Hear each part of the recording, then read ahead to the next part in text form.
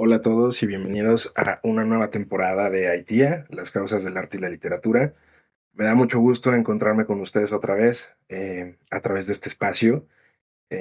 Espero que los temas de esta nueva temporada, que tendrá 10 capítulos, sean de su agrado, de su interés. Espero que pueda ser una mejora, una innovación con respecto a la temporada anterior.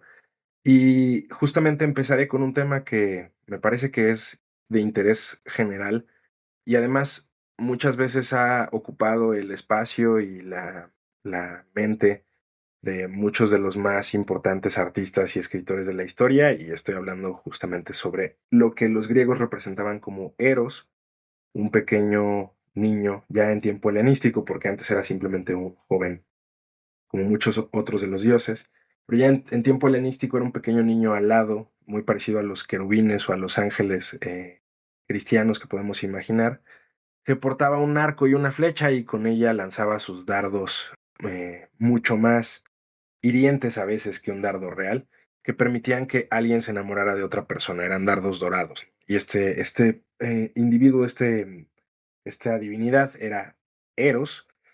Y nos plantearemos ahora una pregunta que es la razón por la cual amamos. ¿Por qué existe el amor? Empezaremos, por supuesto, como siempre, con los griegos como punto de partida, pero iremos mucho más adelante.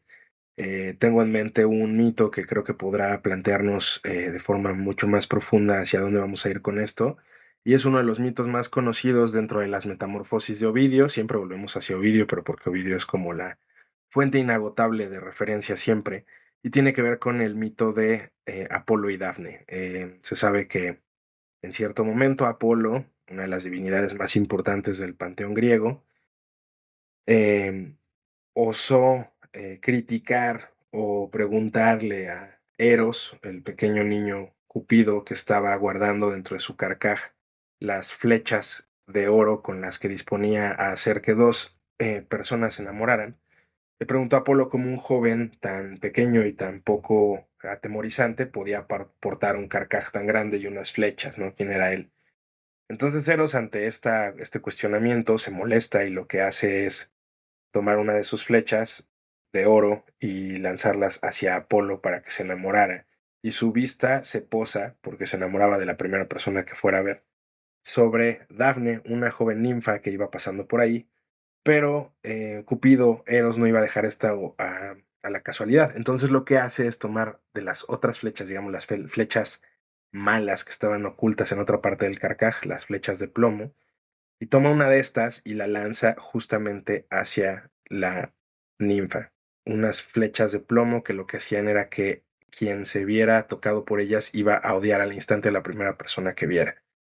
Entonces Dafne siente una repulsión y un odio inmediato por Apolo, mientras Apolo queda totalmente prendado de ella.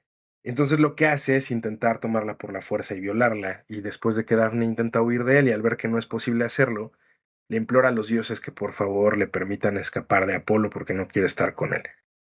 Los dioses se compadecen de ella y al momento la transforman en un árbol. El árbol empieza a convertirse poco a poco esta muchacha de piel suave en una corteza dura. En el momento en el que Apolo la toma, y de eso tenemos como mejor testimonio la famosísima estatua de Bernini, que se encuentra en el Museo de Roma de la conocida Galería Borghese. En el momento en el que Apolo toma a Dafne, Bernini nos pone en físico lo que Ovidio describe tan adecuadamente, como la mano posada sobre la piel ya está tocando la corteza, es decir, Apolo nunca logra tocar la piel de Dafne, y Dafne, convirtiéndose en un árbol, a lo largo de sus dedos se estiran poco a poco ramas, y de sus dedos de los pies se estiran raíces. Entonces se convierte en un árbol que Apolo no va a poder poseer. Pero de una forma un tanto, pues que nos hace plantearnos muchas preguntas, Apolo, en su amor por Dafne, toma a este árbol como su símbolo. Y es por eso que Dafne, que es Daphnis en griego moderno todavía, laurel, Dafne se convierte en el símbolo de Apolo, es decir, la hoja de laurel, como el símbolo de Apolo. Que de esto tenemos algunas cosas que nos podemos plantear todavía en la actualidad sobre la posesión obligada de parte de Apolo hacia Dafne. Tan es así que la transgresión va al punto de, sin su permiso, tomarla como su propio símbolo. ¿No es esto una invasión hacia la mujer que estaba siendo poseída? Nos podemos plantear muchas preguntas que tal vez nos deja por ahí Ovidio. Por ejemplo, en interpretaciones modernas de las metamorfosis, que muchas veces han sido calificadas de un poema que debe de ser menos leído por las agresiones físicas y violentas que se dan hacia las mujeres a lo largo de todo hay un planteamiento diferente y novedoso en el siglo XXI y es que tal vez Ovidio lo que nos está retratando en esta transformación en árbol es lo que una mujer sufre en el momento en el que es violentada por un hombre y se convierte en otro ser. La mujer violentada sexualmente no vuelve a ser la que era antes. Y eso nos plantea muchas preguntas. También nos hace pensar si no es que podemos llevar la lectura de Ovidio hacia otros lugares. Abro con esta anécdota mitológica porque me parece esencial para plantearnos la naturaleza del amor. ¿Por qué este mito tan importante, uno de los más conocidos dentro de las metamorfosis de Ovidio, lo primero que plantea como elemento amoroso es la repulsión de uno frente a la obsesión del otro? Así, pensaremos primero en Platón, en Aristófanes, en una de las más conocidas citas que existen sobre Platón, que proviene precisamente de uno de sus más conocidos diálogos, que es el Simposio, y nos dice Platón en griego, «Hekastos un hemonestin anthropus symbolon, tetmenenos, hosper ai zetai, ex enos dio, zeteide aei toautu hekastos symbolon».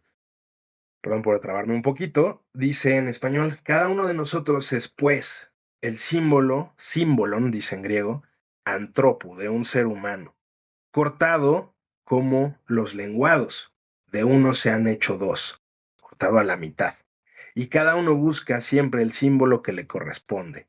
O sea, los seres humanos, según Platón en el Simposio, somos en realidad como un pescado partido a la mitad, de uno se vuelven dos. Y entonces lo que busca constantemente uno es encontrar al símbolon que le corresponde, al sin, al conjunto que logra hacer que otra vez esté unido. A eso se refiere con símbolo, ¿no? La otra parte, la famosa otra mitad que lo permita complementarse. También dice Platón en su simposio en el 192c, un poco más adelante, tu holu un te epithemia kai dioxei eros onoma. Al deseo y persecución del todo se le da el nombre de amor.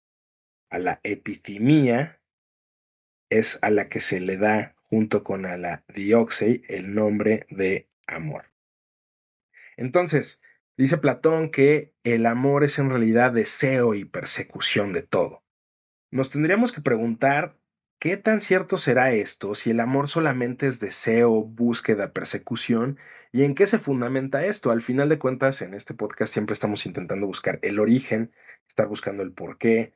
Estamos viendo el amor con ojos un poco negativos primero, como una cosa que parece compuesta por atracción y repulsión. No es magnetismo de ambos lados, magnetismo de uno, repulsión del otro.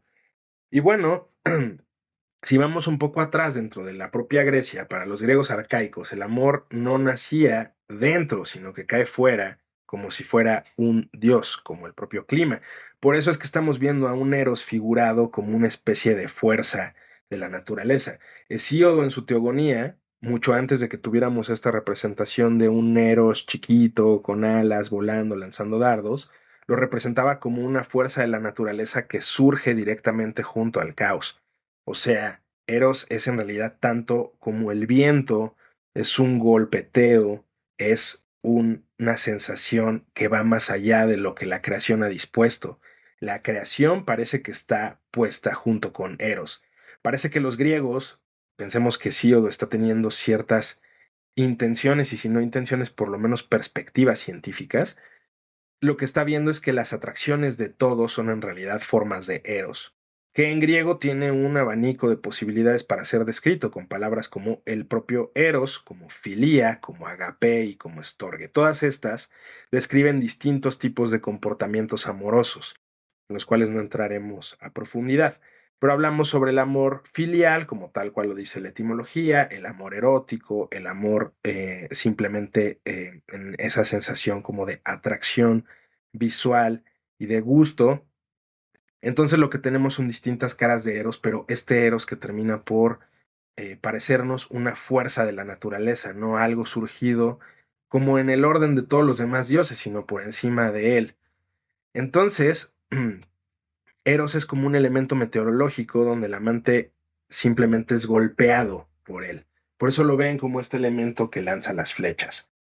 Entonces, lo que tendríamos que pensar es que el amor es un elemento meteorológico, pero también, y esto es un punto muy importante, el amor es algo que funciona de ite, ¿no? O sea, una y otra vez. Por lo cual tendríamos que pensar que el amor es algo que funciona repetidas veces para las personas porque nadie se enamora nunca por primera vez.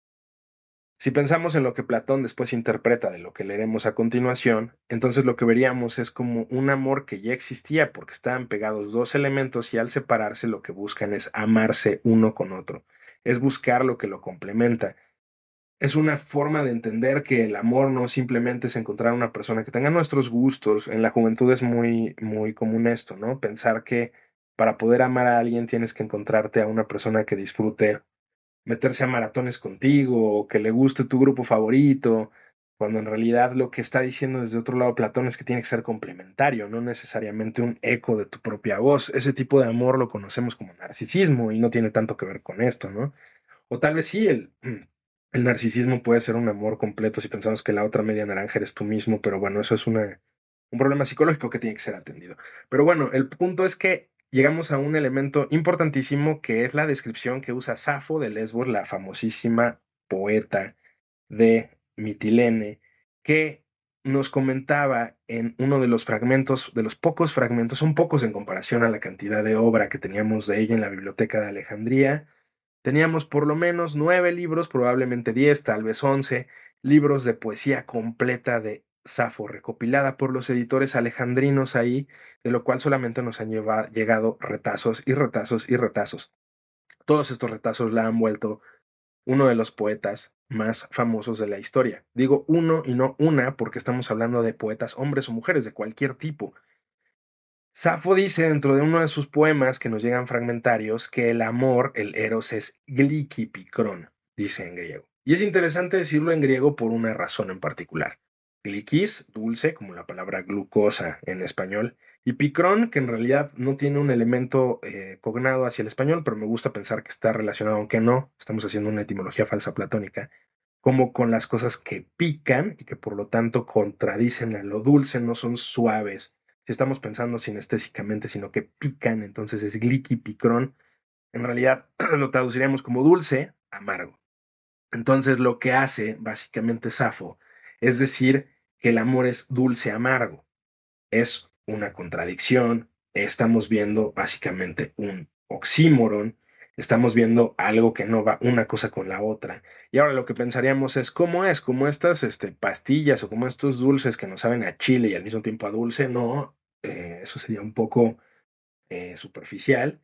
Lo que en realidad está diciendo es, según lo dice la misma Anne Carson en su tesis doctoral que se llama Eros the Bittersweet, que posteriormente se convirtió en un libro, traducido al español por supuesto, se llama Eros el dulce amargo, dice Anne Carson que lo que describe Safo es en realidad una sucesión de lo que sucede, valga la redundancia, con el amor. O sea, el amor es primero gliquis, primero es dulce y después es amargo. Y esa es la condición de posibilidad para que exista.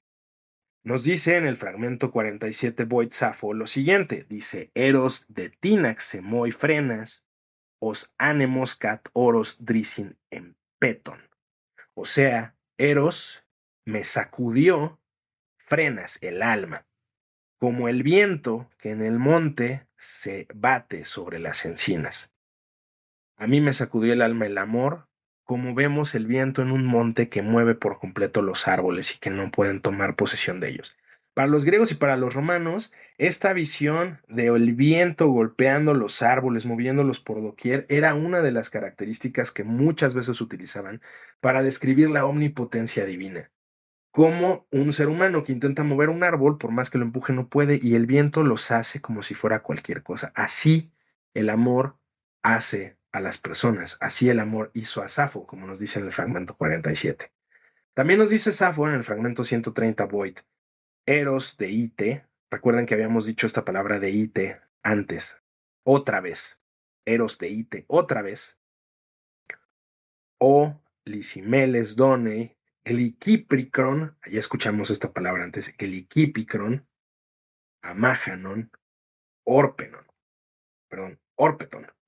Hoy ando un poco fallón con la lectura del griego. Estoy un poco desencanchado. Dice entonces, otra vez de Ite, Eros, y el epíteto que utiliza con Eros es muy interesante. Le llama Eros el lisimeles donei, el que afloja los miembros, el que suelta los miembros. Cuando nos enamoramos sentimos que el cuerpo se desguanza, ¿no? Lo que ahora se utiliza en español mexicano con esta expresión de te trae arrastrando la cobija porque básicamente estás flojo, ¿no? Y dice que ese Eros que afloja los miembros me agita, porque es una criatura gliquipicron, dulce, amarga, amájanon, contra la que nada puede hacerse, a la que no hay mag, no hay con qué hacer, como la palabra máquina en español, movimiento, nada, estás totalmente, es una contraposición muy linda la que hace Safo, porque dice que los miembros están sueltos, pero dice que no te puedes mover, amájanon, o sea, con los miembros sueltos sin moverte como si estuvieras, como dice Pink Floyd, ¿no? Comfortably numb, o sea, no te puedes mover, pero no porque estés amarrado, sino porque estás suelto y no puedes hacer nada. Ahí es donde parte la tesis de Anne Carson, justamente en este fragmento 130, con el gliquipicron, con esa dulzura amarga, y que ella dice que en realidad, como ya lo comenté, es una progresión que vamos a ver un poco más adelante. Anacreonte, otro poeta lírico arcaico, nos dice en el fragmento 413 que megalo de ite, de nuevo ahí tenemos esa palabra, el de nuevo, meros ecopsen, oste halkeus pelekei, heimerie delucen en jaradre. Otra vez, Eros me golpeó. El amor siempre repite y ya no es la primera vez nunca. Como un herrero con su martillo y me sumergió en la torre, en el torrente invernal. Ven de nuevo el adormecimiento, como esta cosa lo que marca es que el amor lo que provoca es la sensación de adormecimiento y por eso uno no se puede mover. El punto más importante de todos es el fragmento 31 de Voit de Safo, que me parece que tenemos que ver con mucha atención. Aquí yo daré mi propia interpretación, que espero que se tomen con pinzas, pero que me gusta siempre dar en cada ocasión que he tenido, que han sido muchas a lo largo de lecturas en clase, de ver este poema en particular porque me parece esencial para ver el doble mecanismo tanto de dulzura como amargura del que está hablando Safo. Y aquí creo que funciona de una forma increíble. El poema es conocido como Faine Taimoi.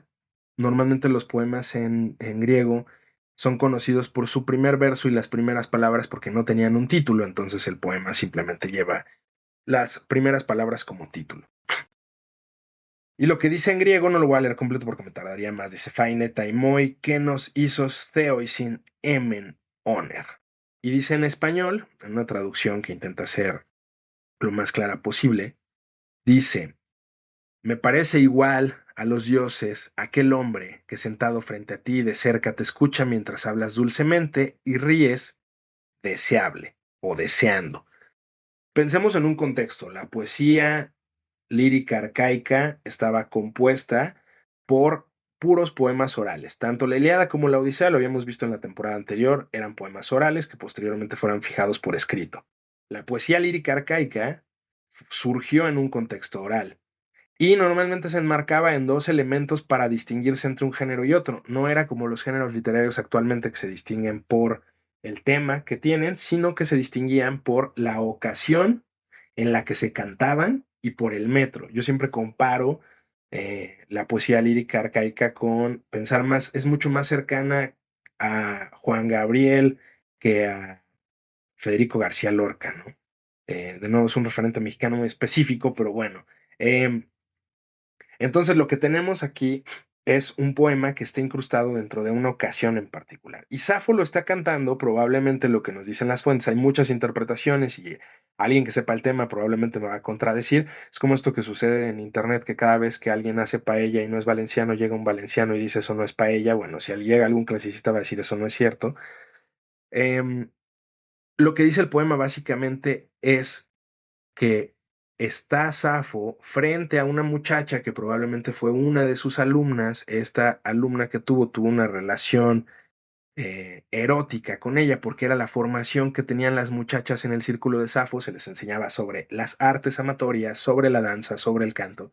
Y esta muchacha, su alumna, ya exalumna, aparentemente se está por casar. Entonces lo que hace Safo es cantar un poema en ocasión de su matrimonio y lo que está diciendo es una alabanza al hombre que se encuentra frente a ella. Imaginemos como en una boda actual, cuando están sentados los novios uno junto a otro y si alguien se levantara con una copa y empezara a proclamar unas palabras y las palabras fueran el poema de Safo, donde primero se hace una alabanza hacia el novio. Por eso dice del novio: me parece igual a los dioses aquel hombre que sentado frente a ti, de cerca te escucha mientras hablas dulcemente y tú ríes deseándolo. Y dice entonces Safo: eso, te lo juro, me ha espantado el corazón en el pecho, me ha hecho que el corazón esté a punto de salirse. Y nosotros pensamos, ¿por qué? Y dice, pues en cuanto te mira un solo instante, ya no me es posible decir palabra. Fíjense cómo cambia el foco. El foco va del esposo a la muchacha, a su alumna, que lo que le causa es esto, que no pueda decir palabra. Safo dice, en cuanto te miro un instante, ya no me es posible decir palabra. La lengua se me quiebra y al punto un fuego sutil me corre bajo la piel. Con los ojos nada veo. Me suman los oídos, un sudor frío me cubre, un temblor me apresa toda. Estoy más verde que la hierba y me parece que poco me falta para estar muerta. Pero todo hay que soportarlo, pues, y el fragmento llega hasta ahí. No tenemos el final del poema, no sabemos cómo seguía, no sabemos en qué terminaba. Pero con lo que tenemos nos da una idea increíble de que este es probablemente uno de los poemas más logrados de Safo, porque además el poeta latino Catulo después retomó este poema, lo tradujo, hizo sus adaptaciones y es el conocido en latín Ile me par esse videtur, ¿no? Así se llama el poema, es un poema de Catulo que básicamente traduce esta sección primera de Safo. Entonces lo que tenemos que pensar es, Safo, ¿qué está diciendo con lo que siente cuando está viendo a este hombre hermoso enfrente de la muchacha que era su alumna? Lo que siente al mirarla a ella, ya no a él, es que no puede hablar, la lengua se le quebró, tiene un fuego sutil sobre la piel, no ve con sus ojos, le suman los oídos, tiene un sudor frío. A primera vista, lo primero que notamos es una descripción de celos, los celos que siente de que ella esté con él, esta sensación de desear y no poder tener que ya habíamos comentado, el deseo y la oposición a que se logre lo que se desea. Entonces, todo esto es una descripción clara de celos, ponerse más verde que la hierba y poco le falta para estar muerta. Pero la doble naturaleza del amor, este Glicky Picross, a mi juicio, tiene que ver con una doble interpretación también de este poema, y es ahí donde quiero que lo tomen con pinzas y donde probablemente me podrían decir cosas equivocadas. Y todo tiene que ver con el color con el que describe cómo está Safo, que es más verde que la hierba. Nosotros pensaríamos, si está verde, pues entonces algo le cayó mal de la comida del matrimonio, cosa que no sería algo extraño porque normalmente las cenas matrimoniales tienden a ser un poco fallidas en logros gastronómicos culinarios, pero no es que le haya caído mal la cena. Lo que pasa es que el verde para los griegos tiene distintas connotaciones y distintas características. Nosotros, por ejemplo, asociamos mucho el rubor de las mejillas con estar apenado. Pero nosotros vemos el rubor como rojo y dependiendo de las culturas podrían ver el color de piel de forma distinta. La palidez en el caso de los griegos podía verse como una representación de estar verduzco y tiene que ver con el color de piel de los griegos, siendo mediterráneos, eran de un color más oscuro, probablemente como un moreno trigueño que al momento de estar pálido se ponían una coloración que ellos verían más como un verde de un pasto oscuro, entre muchas otras teorías que existen al respecto. Pero entonces tenemos una descripción clara de los celos. Parece que me estoy clavando mucho con esto, pero no es esencial para el punto.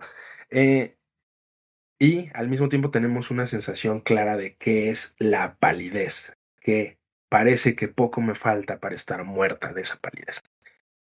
Aquí parece que hay un doble mensaje, un mensaje picrón, que es el mensaje de los celos, pero hay un mensaje gliquis, que es, en ese orden, lo que antecedió a este momento de la boda, es decir, cómo fue la dulzura del amor que sentía Safo por esta muchacha que se está casando. Y esa dulzura la describe, por eso, con una misma forma de leer el poema, tenemos dos significados, el de los celos, picros, y el de logliquis, que es una sensación que describe muy cercana a la experimentación de un orgasmo. Si lo leemos con esos ojos, lo que nos damos cuenta es que podemos verlo por ambas partes. Dice, él me parece igual a un dios, el que está junto a ti, y tú ríes deseando, y el deseo es lo que ella dice, que le espanta el corazón. Porque cuando la mira, y ahí es donde viene el recuerdo de la sensación de haber alcanzado un orgasmo juntas. Dice, ya no me es posible decir palabra. La lengua se quiebra y un fuego me corre bajo la piel. El fuego puede ser la sensación de celos que se siente cuando se ve a una persona que uno ama con otra persona y se siente con esta cosa que inunda por todos lados. Pero al mismo tiempo es el fuego que se siente al momento de experimentar el orgasmo. Con los ojos no veo, suman los oídos, el sudor cubre el cuerpo, el temblor apresa toda por completo a Safo. Está pálida y poco le falta para estar muerta. La relación entre la muerte y el orgasmo es algo que está totalmente difundido culturalmente en muchísimas civilizaciones, entonces vemos que lo gliki picros está aquí muy claro. El mensaje, si pensamos en este escenario ficticio de una boda, para todos los que están ahí presentes puede ser el, miren qué viene, este es un regalo, un poema donde dice cuántos celos siente Safo de que se está casando con un hombre guapo y eso es como una alabanza. Pero por el otro lado está el mensaje por debajo que tiene que ver con el disfrute entre ambas que estuvo antes y por eso ahora la extraña. Lo cual me parece una cosa increíble porque describe perfectamente el dardo dorado de Cupido y el dardo de plomo. Ambas cosas están ahí. Entonces, finalmente, esta idea en particular de la amargura dulce amargo se retoma de Anne Carson, como dije, de su texto doctoral que posteriormente se convirtió en uno de sus libros más vendidos. Dice que el hombre es el hombre de este poema, lo que hace es construir una geometría del deseo. Amante, amado y el que se interpone entre los dos, este hombre igual a los dioses. Entonces, lo que se ve debajo de esto, según la interpretación de Carson, es una naturaleza triangular de Eros. El deseo desea lo que no puede tener y el tercero que se encuentra ahí en medio hace visible esa distancia. Eros solamente se activa cuando algo hace falta. Si todo está perfectamente ensamblado, Eros no está. O sea, básicamente la tesis de Carson es que el amor para los griegos, especialmente partiendo desde la idea de Safo, es que solamente existe cuando se desea algo que no se tiene. Y esto no quiere decir que literalmente el amor solamente va a aparecer cuando estás buscando una persona que no te corresponde, sino que siempre estás queriendo tener más incluso de la persona con la que ya estás. Añoras el pasado, buscas el futuro, pero nunca es un estado de tranquilidad, siempre es de búsqueda de lo que se encuentra a distancia. Los romanos heredan este eros griego y lo transforman en un sistema. El amor se puede ver como una enfermedad, el morbus, como un servicio militar, la famosísima manera de interpretar lo que se conoce como militia amoris, o que yo llamo muchas veces simplemente como el soldado del amor, o también la esclavitud del amor, el servitium amoris. La elegía romana, que es uno de los géneros más innovadores dentro de la literatura de época augustea, lo que hace es inventar un yo amoroso que seguirá su camino hasta llegar a Petrarca y encontrando un receptáculo actual en las telenovelas que podemos poner en cualquier noche de semana para poder ver cómo sigue funcionando exactamente igual que como fue descrito. Las comparaciones que nosotros conocemos entre el campo de batalla y el amor, el soldado que se enfrenta y abre su corazón y es herido, todo esto es creado por los romanos como una adaptación de lo que Safo había empezado a desarrollar. Como había comentado, Catulo en su poema 51 hace una traducción del fragmento 31 de Safo y lo que hace es adaptarlo, contradecirlo, comprimirlo y finalmente alejarlo. No voy a enfocarme mucho en eso, pero solamente es importante ir hacia el final del poema donde eh, Catulo le da una vuelta por completo, donde dice: Catulo, deja de estar perdiendo el tiempo pensando en el amor, el ocio es terrible para ti, incluso ha hecho perder grandes reinos y reyes por estar perdiendo el tiempo. Entonces, es importante tener esto en cuenta conforme vamos avanzando para llegar finalmente y con prisa a, saltando un poco a los romanos, después de hablar sobre esta cuestión de el enfrentamiento en el campo de batalla del amor y cómo eso se fue desarrollando hasta llegar hasta nuestros días. Habíamos hablado sobre Petrarca. Petrarca recibe este tema del amor, lo que desarrolla Catulo como él le llama Odi et Amo en el poema 85. Lo voy a leer nada más rápidamente. Dice en latín: Odi et amo quarit faciam fortasse requiris, nescio sed fieri sentio et excrucior. Dice Catulo tal cual: odio y amo. ¿Por qué lo hago? Quizá preguntas. No lo sé, pero eso es lo que pasa, eso es lo que siento y me atormenta, me hace que me duela. Entonces, este odio-amor, que probablemente es su visión del gliquipicrón de Safo, es lo que eventualmente llega hasta Petrarca, esa interpretación de odiar y amar, que veremos que llega hasta nuestros días. Como ya lo dije, no vamos a ver lo de las telenovelas, pueden poner una telenovela cualquier día para ver que esto se cumple, pero Petrarca es un gozne donde habla sobre este odiet amo de forma extensa. Dice Petrarca en su cancionere 134, al comienzo, dice: Pace non trovo, et non o da far guerra, et temo et spero, et ardo, et son un ghiaccio, et volo sopra il cielo, et giaccio in terra, et nulla stringo, et tutto il mondo abbraccio. Dice: paz no encuentro y no tengo con qué hacer guerra, y temo y espero y ardo y soy de hielo, y vuelo sobre el cielo y estoy yaciendo en la tierra, y nada estrecho y abrazo el mundo entero. No encuentra la paz y no tengo con qué hacer guerra.